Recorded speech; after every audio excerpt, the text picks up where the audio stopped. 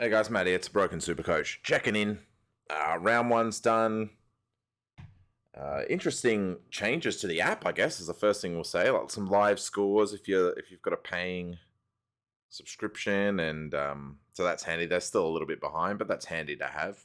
You don't have to go to fan footy as often, which is cool.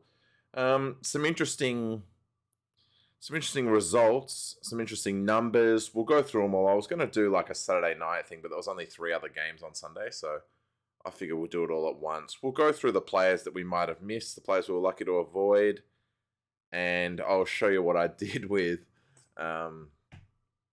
Darcy being out, which obviously when you pick a ruckman who's going to play Sunday, it seems like an utter disaster when you see all your other picks that you had made up happen. So it ended up being pretty decent. It's what most people did. I'm pretty happy with how it turned out, in fairness. I mean, I wouldn't say no, happy's a bad call. I noticed this. What's going on here? A little bit of tutorial. This round's already done, mate. I'm interested in what you guys have to know about this boost as well. For 5 rounds this season, you can activate an extra trade for the week. That'll be interesting.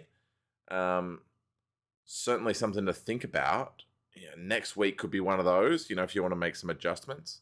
If you need to make 3 adjustments, I think if you're going to use a boost, that would be the week to do it for sure. And buys, maybe. To get 4 trades during the buys would be really interesting as well, especially on a big buy round where some of the rookies share buys. But we'll talk about that later. Yeah, whatever. Okay, get out of here. So let's just go through it. What we'll do is I think we'll go through the lines as far as defense, midfielders, rucks, forwards. We'll go through all of those. We'll chat about who we've got. And then we might just do a look at all the games too, and pick out some players that perhaps I missed or didn't go with due to money, etc. Some bigger name players, and what I'll be doing this week. Now, historically, you don't trade in round 1. It's foolish, but I will be debating all week, and we'll get into it in a minute whether I will trade round 1. And I really think I might. So in defense, I can't remember what my team looked like. I was debating between 5 premiums and not having Gibcus, or 4 and having Gibcus. I mean, based on it was Stewart that I lost, so it was a mistake by the looks. But Gibcus is the one that I wasn't going to go. So at the end of the day, it looks like I've got some good cash generation here. And I think at the end of the day, that's what you want. You want good cash generation. So Gibcus was nice Thursday for us. DeConning, you just have to keep him. Everyone has him. He's one of the most highest pick players in the comp, I think. Concusso, I assume that he'll miss next week due to protocols, but you can loop him, I guess. But there's no one to loop. I suppose you could loop Gibcus and Hinge. Gibcus playing on... Oh, can you? Nah, because they play on Friday night, so you can't even loop him with anyone. So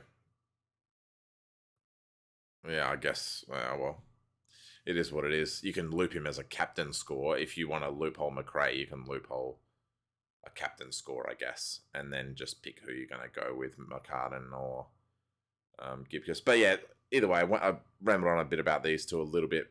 I think you just sit on DeConning. He's just going to sit there in your 8th spot. Hopefully he comes back. The issue I have now with DeConning is that he's concussed. He comes back, they're going to want to look after him, a young player. As well, it's going to be very difficult to get into that Geelong team, I think. Really difficult. So we might never see him again. So you may need to say goodbye to your 8th slot there. But that also is why you don't pick a loophole in round as a deliberate loophole, because a rookie, someone always goes that you're going to need to hold, and that's him there. We'll just talk about these 4. This is, I say 4 premiums, and I'm being really generous with that terminology, because Ridley's role, I spoke about this too in the preseason video I did. Ridley doesn't have that role that he had, and his scoring didn't look good last year to when he came back because he's in that same role. Um, Ben Rutten plays him as a key defender almost now, and it's terrible. And you know what? They deserve to lose by the amount that they did. When you take your best user of the footy and play him as a key defender, that's what's going to happen.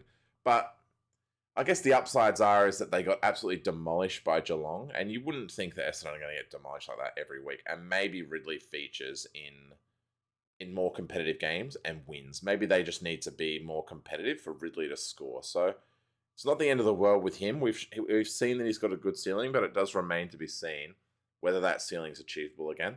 I think you just have to sit on him though. Jaden Short, this is such a worry. I know it sounds stupid, and I'm deliberately waiting on this idiot, on Crisp.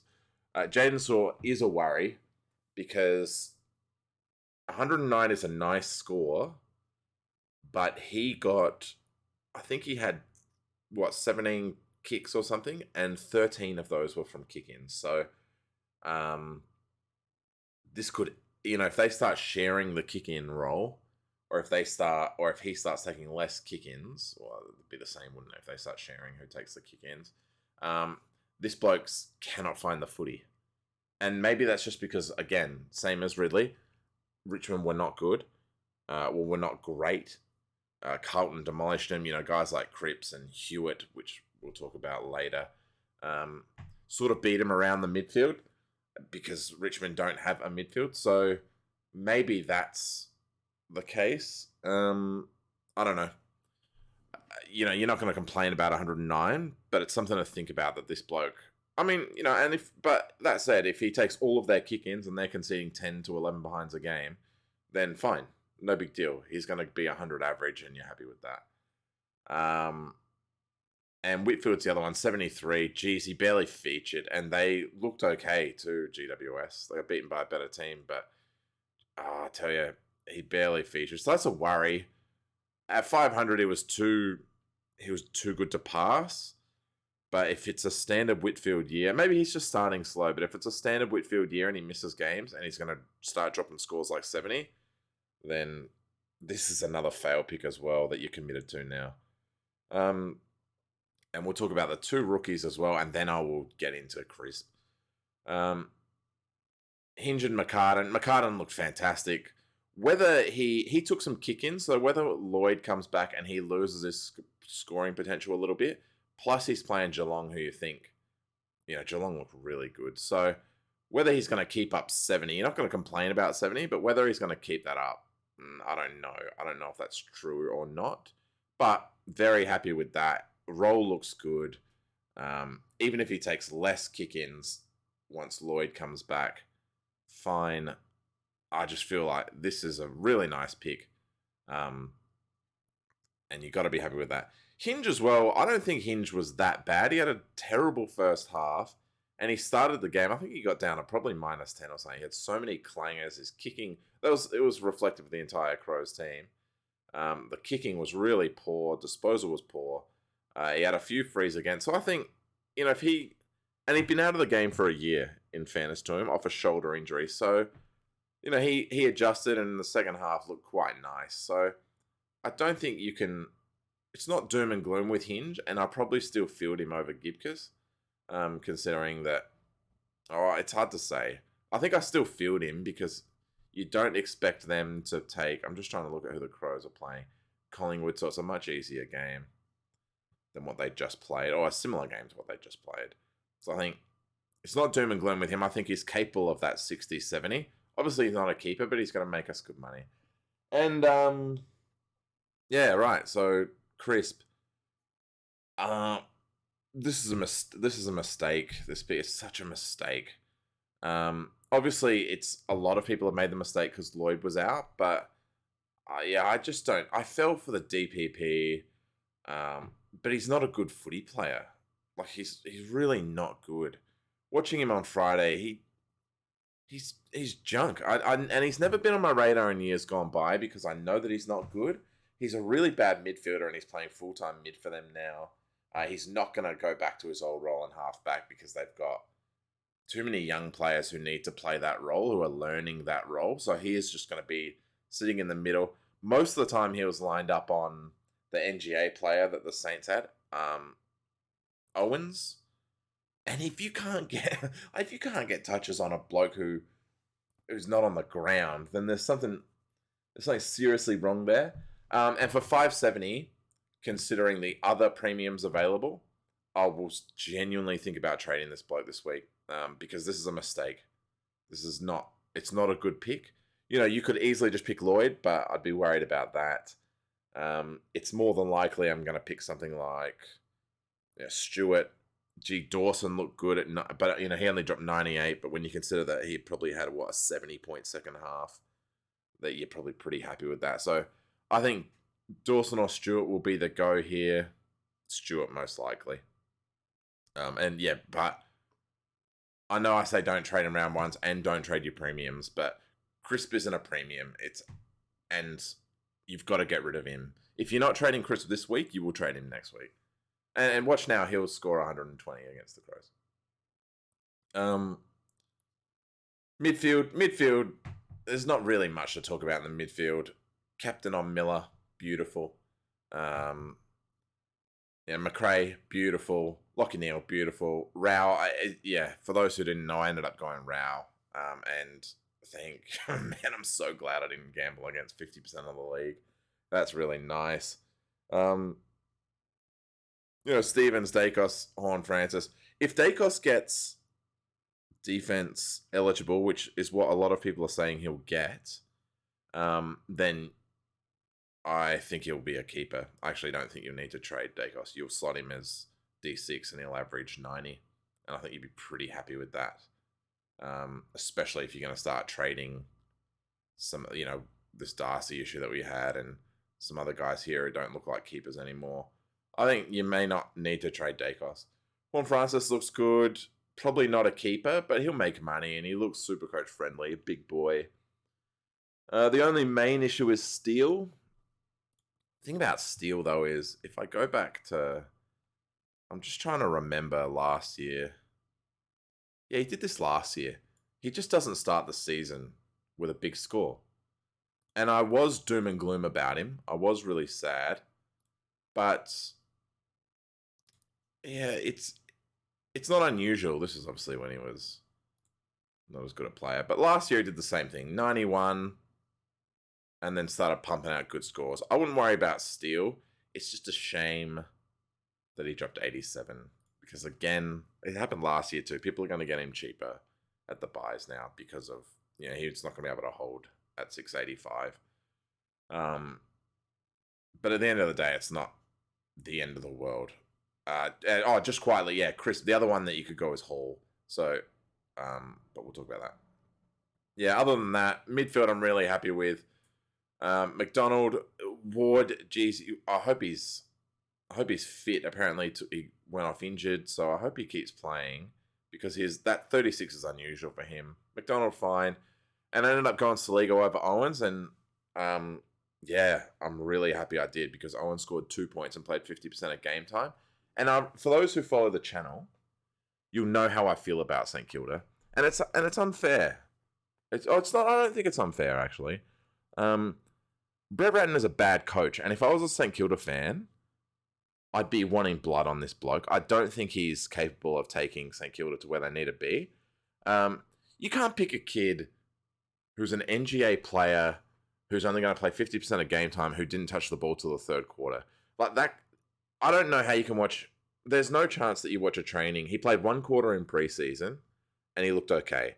There's no way that kid was AFL ready, and you've ruined his career by doing rubbish like that. So that's really poor by Ratton, and it'll be compounded when Jack Hayes gets dropped in 2 weeks for Ryder after being their best player in this game, and probably will be their best player next game. So just remember I said that. It's a prediction here. Brett Ratton will drop Hayes within the next 2 weeks, and he'll have picked Owens. I just think he's a bad coach. That's my yearly Brett Ratton rant. Poor bloke. So Rux, yeah, Darcy out was a disaster. Check the last video to see my actual meltdown. I nearly picked Rob. I don't know why I did that. Everyone was doing wits down. Cheers to the guys in in the comments saying Wits was the right call. I had already done it by the time those comments came through, but I really appreciate that. Wits was the correct call. Grundy was always, obviously, we're always going to go with Grundy, and 124, beautiful. He looks back. And Wits looks, geez, if you can get a 110 average out of Wits at 380, you don't even need to trade him.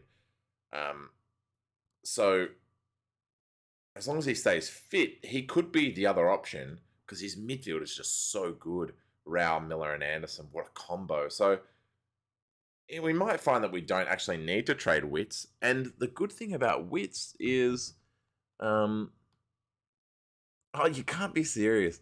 He's got a round 13 bye, which I honestly think, it's around 14 bye. So the good thing about Wits is he covers you for those that have gone on Grundy. He plays during their bye week. So that's really nice. And you can take Wits all the way through to 15 and switch for Gawn if it looks like you need to get Gawn. You can actually do Gawn and miss no ruckman. So that's something we're not used to doing in Supercoach the last few years because Gawn and Grundy has shared the bye, and this year would have been Darcy, all shared the bye for the last couple of seasons. So we're going to have ruck cover, touch wood, all the way through. So that's really nice. So that's such a relief. I wouldn't worry. If you have Gawn, I honestly would not worry. 90, fine. He looked like he took the same amount of sort of hit outs, and he's playing the same sort of role as last year. Yeah, I wouldn't be too fussed about that. I think he's going to still be a nice. All you expected out of, if you took Gawn, all you were expecting was 110 to 100 to 110 average, and 90 fits in with that. He'll drop a 121 week. He'll get a 91 week. I think you'll be pretty happy with Gawn's score. Yeah, and I went Dixon. I think everyone has got either Hayes or Dixon here. I think you have to have both just so you can switch them in and out.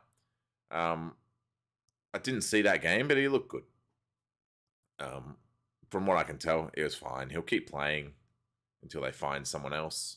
And at 100k 40, you'll be really happy with that. It might be some quick cash that you can turn into a forward that shows up, which is super handy as well. Or, you could even shuffle him through into the mid somewhere by putting, to the forward, sorry, put Hayes in. So, yeah, there's a little bit of movement that you can do there. You can pull Dixon out.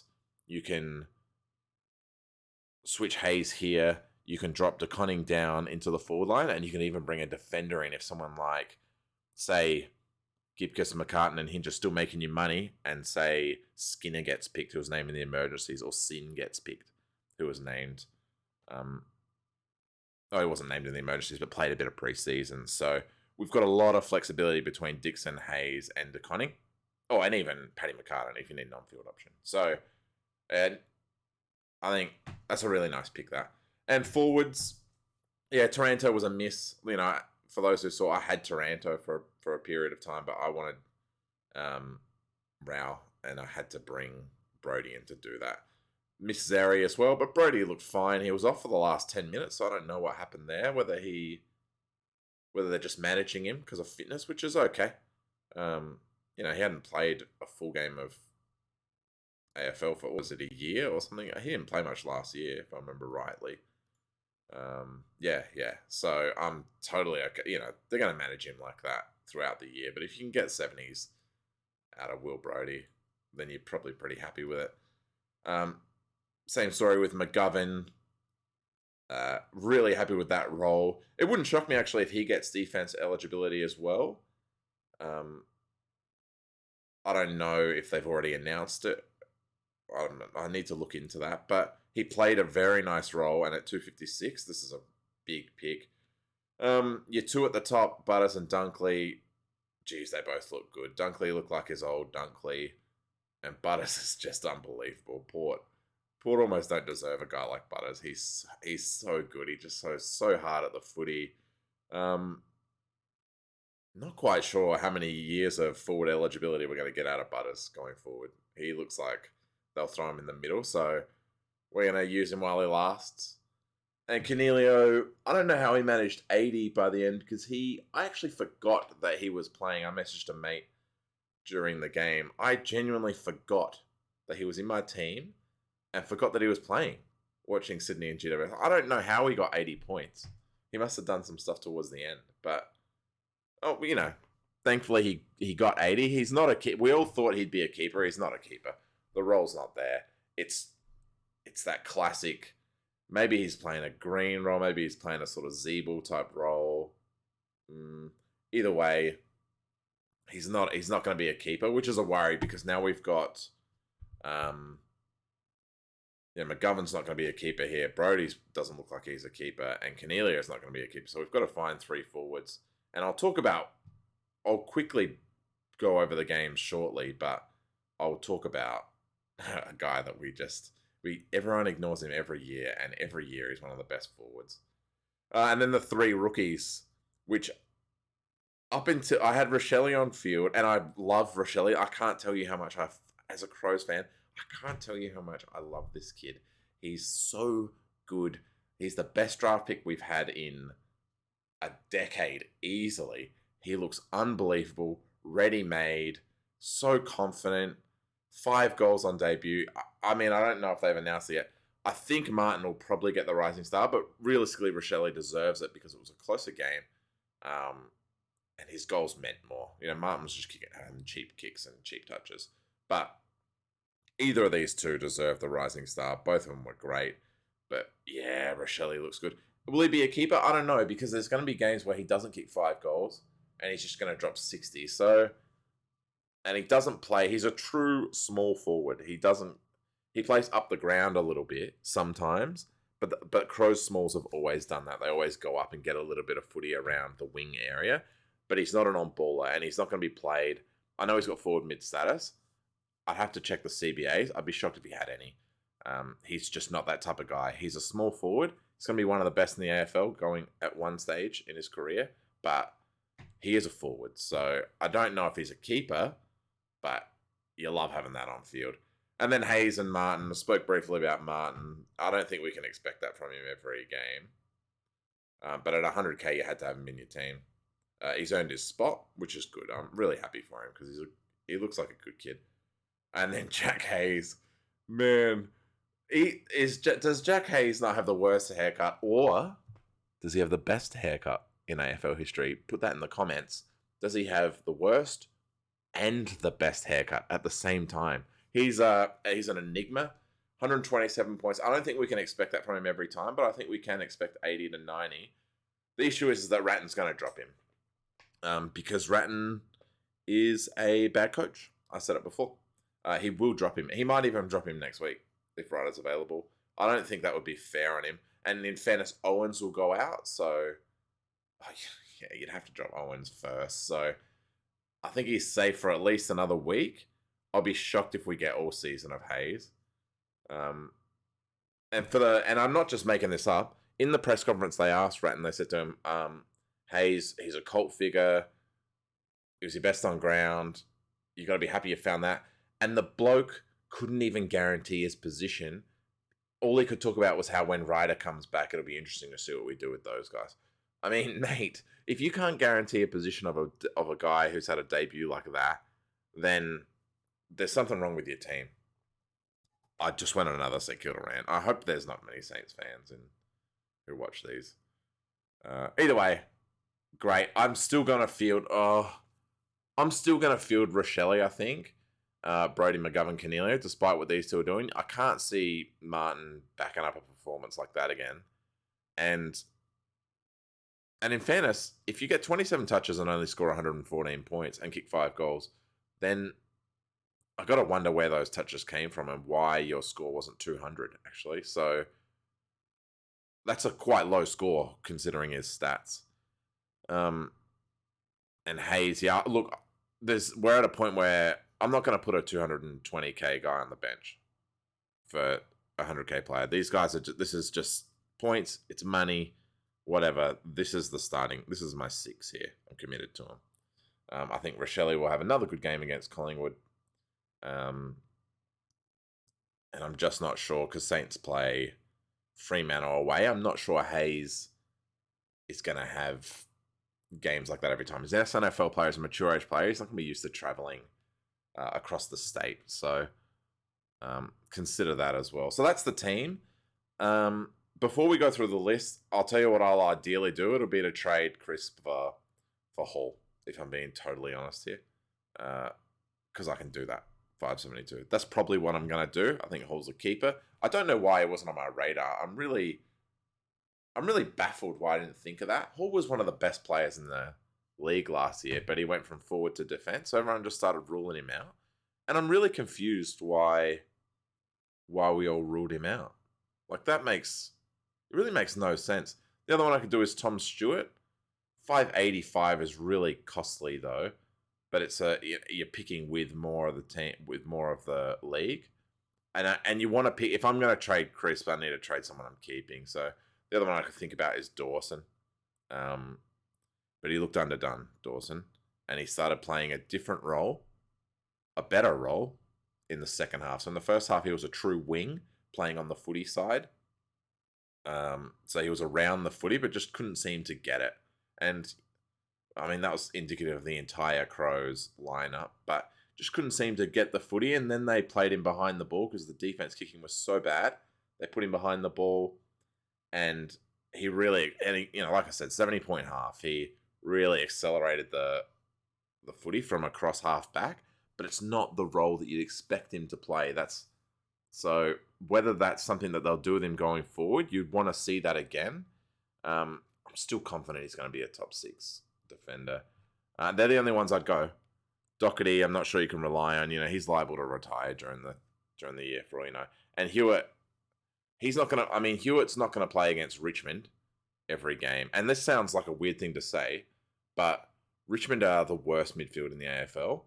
So Hewitt's not going to score 130 every game. Great if you had him. And I would have had him if not for Darcy going out. So, yeah, this week it didn't work. He nearly doubled Ridley's score, the guy I brought in. But, yeah, I'm not hugely fussed. So that's the trade I'd do if I was to do it. And we can quickly go over the games as well, because I think this time of year you kind of want to. So we'll have a quick look and talk about guys that we missed just briefly. Oliver, we'll get him cheaper. Petraka, he might be a target in the middle. It's another guy that everyone kind of forgot about. Petraka. I spoke about Gawn already. Yeah, I don't think there's anyone else to really talk about in this game. I think it's all been sort of covered. Yeah, I don't think there's any other relevance here at all. I mean, feel free to jump in the comments and say, hey, what about this guy?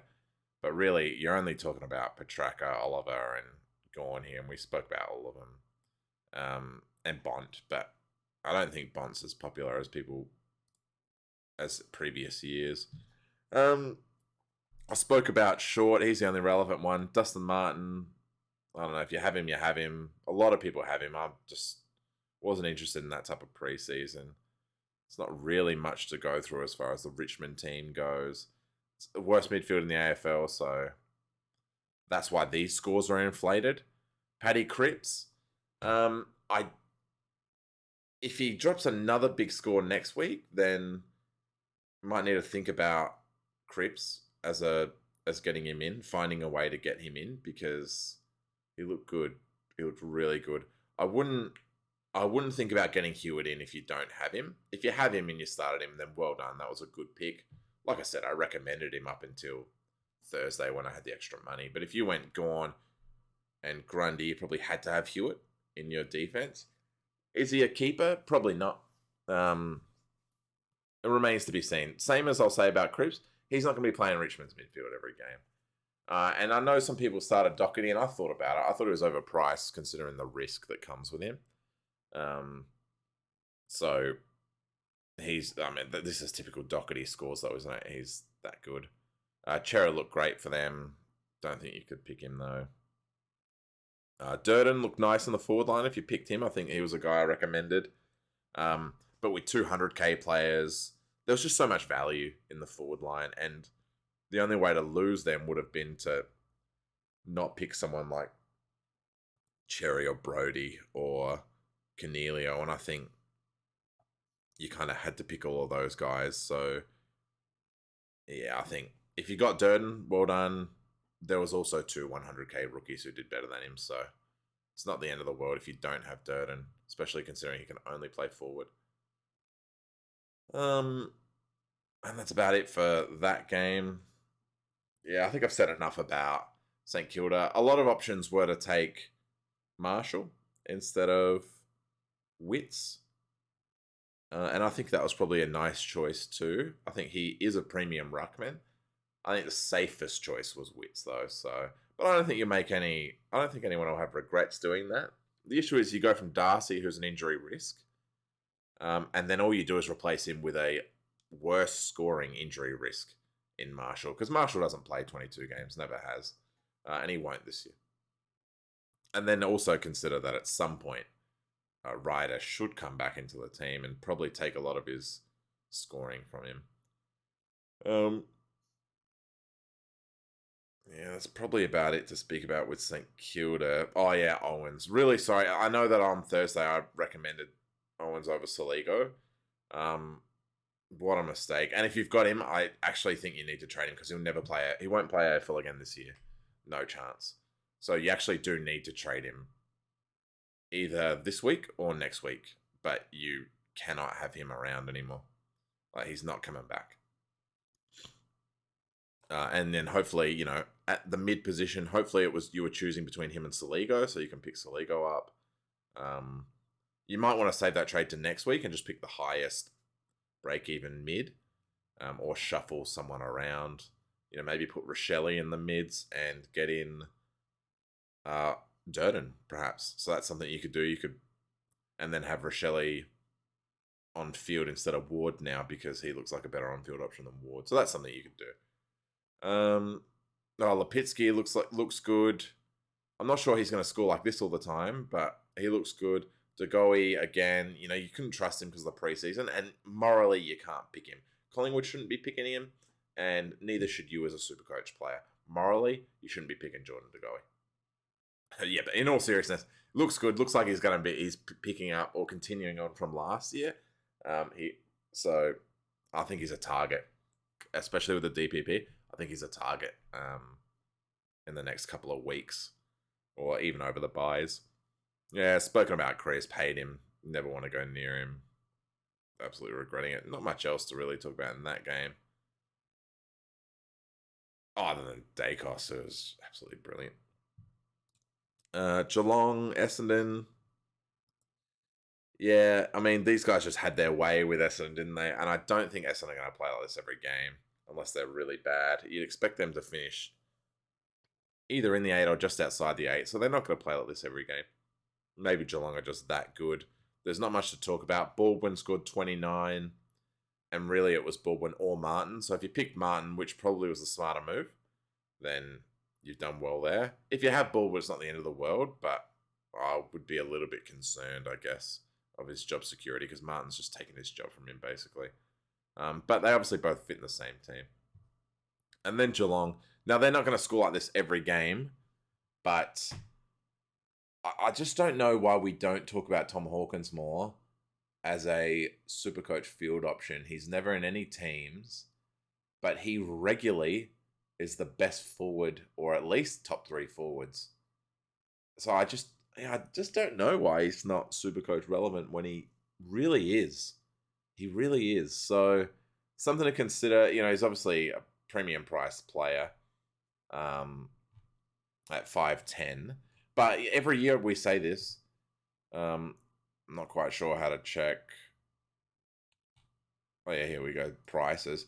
Every year we say this, and every year he starts at 5'10" and becomes a 550k player. Every year he just does it. Oh no, we're supposed to be looking here. Yeah, see, last year 457, sure, gets gloved. Every now and then he just gets gloved, but most of the time, what did he average by the end of the year? 90. You got to be pretty happy with that as a forward, including some pretty monster games. 149, 126, 128. I just don't know why we don't talk about him. Price-wise, not too bad, 475. Ended on 475. Poetry. Like a Star Wars movie. And Dangerfield just being Dangerfield. You know, these guys are a little old for us. Tom Stewart, probably try to get him in. Stengel's another one, forward, 247k. Just wait till he plays a real team. But if he does this again against Sydney, then you might need to think about trying to get him in our forward line. Perhaps for Brody if he only drops another 70. Definitely something to consider. Which is why, you got to think about this boost next week. GWS and Sydney, there's not much to talk about here. Taranto, yeah, if you picked him as one of your forward premiums, then well done to you. I think Flynn probably hurts anyone that held on to Bruce, but surely he didn't hold on to Bruce. Cornelio, Whitfield, definitely concerns for both of these guys. Not much else to talk about there. Now, Sydney, there was a little bit to talk about. Stevens was really nice at 59 and McCartan at 70. Happy with both of those scores. Mills at 84 was surprising because he was so good last year. And Heaney was another one. You guys can risk Heaney if you want, but it's a no from me, man. I can't do it at 454. I can't do it. I'm aware we've been going for quite a while, but it's round one. Let's have fun with it.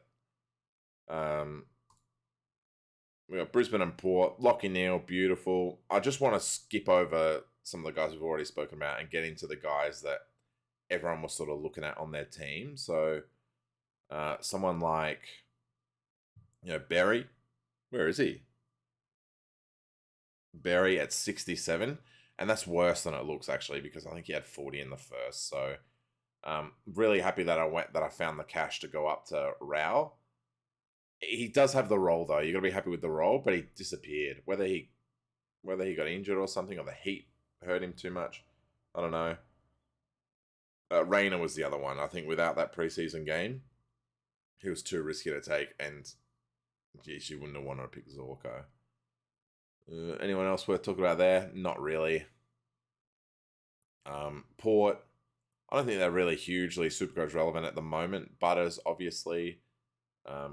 I know Boak's a lot of favourites, but there's just too many better options in the midfield. The Brownlow medalist Wines, again, too many better options in the midfield at the moment. Or value options, really. But with the amount of injuries that they pulled, and Mead getting 50 as well, here's another one that if you got Owens, maybe think about Mead, because especially with the amount of injuries that these guys pulled, not going to show me anything on Mead, all right.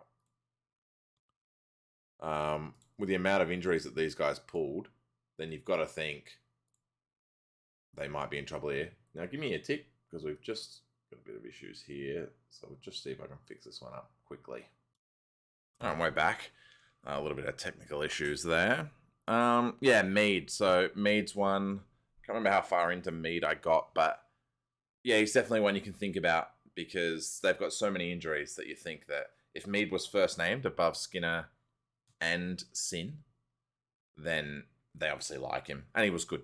Well, he was decent. So, could be one that we need to get in just for the cash generation, especially if Ward is injured, then it could be a trade next week, which again, you got to start thinking about how many trades you need to make next week because you only get 2, and if you use the boost, you only get 3. And I've already spoken about 2 now, and I want to trade Crisp, so that's 3. So, start to think about what you're going to do because you might need to pull the trigger on some of these this week, or not do them at all.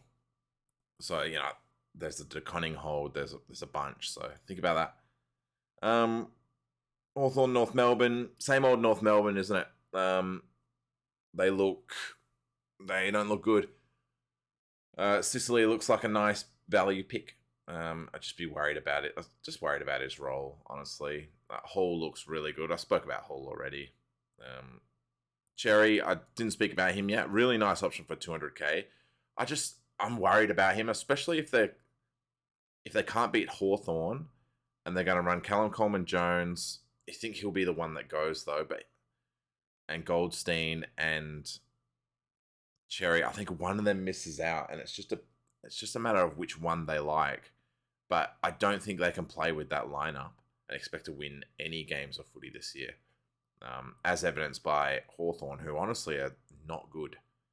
And they handled them pretty easily, in fairness. Yeah, Ward went off injured. I'd need to see an update there. Really worrying. Finn McGuinness looks like a nice pick. Another one we might need to get, especially as a mid-forward DPP. Connor McDonald's good. Hopefully he holds his spot. And there's not much else to talk about with this team because they're just not relevant at all. And there's no one else to talk about there either. So we had Crows Fremantle. Really good game of footy. There's not much to really speak about on the Crows front. We spoke about Dawson already. Spoke about Saligo. Hopefully he did enough to earn his spot. I think he showed signs. And there was no SNFL. There was a trial game. So I don't think he gets dropped on the back of that. So I think he plays again just because there's probably no one knocking down the door. And McPherson will go first. This guy's not an AFL player. So if someone's going to come in, like a Berry or a Pedlar that you'd expect from the Crows, or if Laird can get back up with a broken hand, if Seedsman recovers, then McPherson's the first to go on Saligo, but Saligo's probably next on the block. Himmelberg just gets picked because he's tall, so yeah, I think there is concerns over his job security, but not as many as really shown. And I'll tell you, he's not relevant, but Scholl off the sub scoring 108 was amazing. Well done to him. And who have we got through Fremantle? Not really anyone to look at here. I thought Erasmus got named, but I guess he didn't. Brody, missed basically a whole quarter, so you're not too fussed about his scoring there. But let's definitely keep an eye on, because if he drops another 70 next week, and like I said, Stengel goes 120, that's an immediate swap for me. No one else to really talk about, because I don't think anyone really ran any of these guys. Chapman at 80, you're pretty happy with if you took him in as your value option in defense. I think it was, defense for 260. I think you're pretty happy with 80. I don't think that's enough to trade him in though. Yeah, and Brayshaw, there was just too many options. Again, too many value picks in the mid to consider Brayshaw. And lastly, three boys, including the captain. Look at this. Never doubted him for a second. Rao, yeah, what a pick. He looks back. Yes, they played against an absolutely dog shit midfield, but it is what it is. Miller looks beautiful. Probably going to win the Brownlow. Witts, what a great pick. I don't think there's anyone else to really talk about in this team, though. Like, they drop off pretty sharply. Yeah, I don't think you're picking any of these players in your team. And West Coast, there's not much to talk about really with West Coast. You're just not sure about their... Yeah, I thought he was a lower price than that. Just not sure about their... they've got so many guys coming back. So, Ho ended up scoring 47. I think you'll be pretty happy with that for a 100k player. Dixon ended up with 40. I think you'll be really happy with that for a 100k player. I think you've got to be super happy with a lot of those turnouts. And hopefully we can see some games out of them. I think Dixon did enough to hold his job. So I think you'll be pretty happy with that. I tell you, if you pick Nat Nui this year, you'd be filthy. And Ho, hopefully he did enough too. But, they're going to have some pretty good players coming back. And they're not going to cop a loss away from home to Gold Coast. So changes will be made to this team. So don't be surprised if we lose guys like, Dixon and Ho, just because they have to make way for better players, because West Coast are too proud a footy team to cop a loss like that and just walk off with it. Long video, but hey, if you're still working from home, stick it on in the background, pretend you're doing some work, and have a listen. Thanks for listening. Thanks for watching, I guess. Let us know what you're going to do with your team. You're going to make trades. What are you going to do? I think we have to make a trade this week, purely because of how many options we're going to have next week. So I'm probably just going to go crisp, because I don't want to sit through that again. But I probably won't do anything rookie-wise until we've got some news. So cheers, guys. Thanks again. We'll check in a couple of days.